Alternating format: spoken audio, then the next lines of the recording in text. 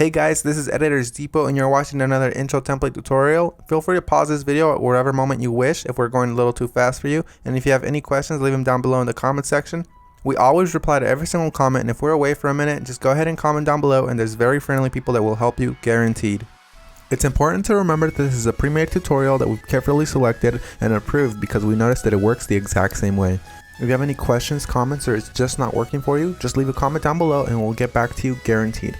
Now this tutorial requires both Adobe After Effects and Cinema 4D. You will absolutely require them. If you do not have them, go ahead and visit EditorsDepot.com.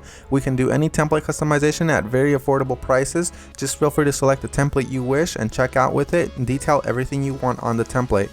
Now that that's out of the way, all you're going to want to do is open up the Cinema 4D file. So here it is, and we already have it open, so I'm going to go ahead and bring it up.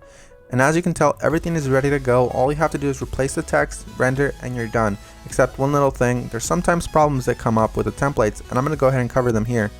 Sometimes the audio will be included, and you don't have to worry a bit about that. As you can tell on this template, the audio is included.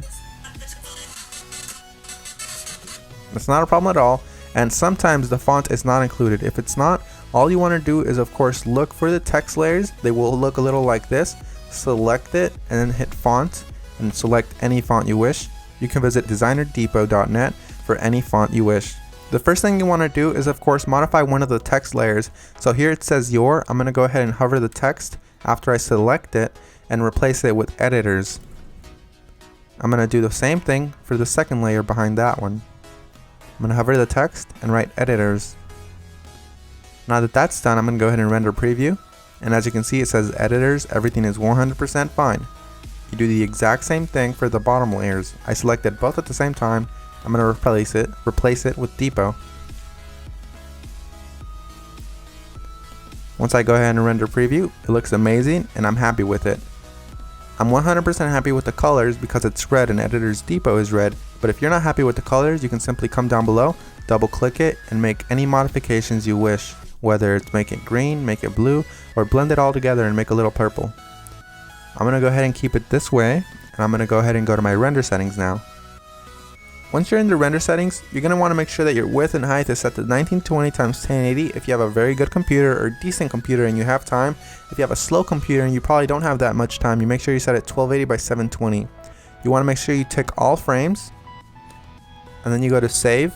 You make sure it has a PNG sequence for a faster render that does not reduce quality at all. And you want to make sure you select file here. Make sure you make a folder for this one render sequence that's alone and empty. Mine is template render, and I'm going to name my every single sequence render. You close that and you begin the render. While it finishes rendering, I'm going to go ahead and open up my Adobe After Effects file and go ahead and get started with that for you guys. As you can see, that says that there's two files missing, so I'm going to go ahead and find them for my computer. So I'm going to wait for it to load, and as you can see, it says here that the audio is missing.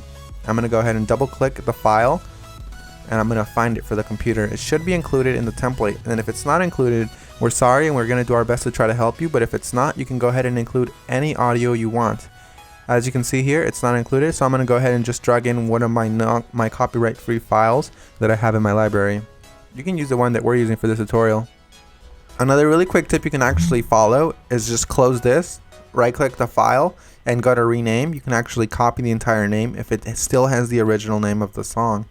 Then you go back to YouTube, you paste that there, and you download the file from there. You want to make sure it's copyright free and you're not breaking any laws though. Once you've gone ahead and replaced your song, you're going to want to go ahead and replace the other thing that was missing, which is of course the PNG sequence. It might be a PNG file, .png, or it might be an MP4 file, or anything within those regards, like QuickTime for example. You're going to go ahead and double click it and replace it with your render sequence. I'm going to select the first frame, scroll all the way down just to be safe, and select the last frame. You want to make sure you do the same thing, all while holding shift, so it selects every single one. You make sure you tick on sequence here where it says PNG sequence. You should have that option for Windows as well. You hit open and it will import every single one and it'll make it look like a video. That makes your render much faster and it looks the exact same. So we're 100% done. Assuming you have every single one of the plugins required, you're 100% done, and if you don't, you're going to have a black screen similar to this. But if you do have a black screen similar to this, you're going to just want to make sure you troubleshoot it by turning off or turning back on whatever adjustment layers might be messing up your entire video. As you can see here, all of the adjustment layers, one of them within these messed up the entire render, so I'm going to go ahead and turn them on one by one. That one's fine, that one's fine. This one's the problem here, so you make sure you turn them back on and you're done. So I had one layer that messed everything up, and that's because I do not have the correct plugin. You want to make sure you fix that, and you want to make sure you don't run into that problem again.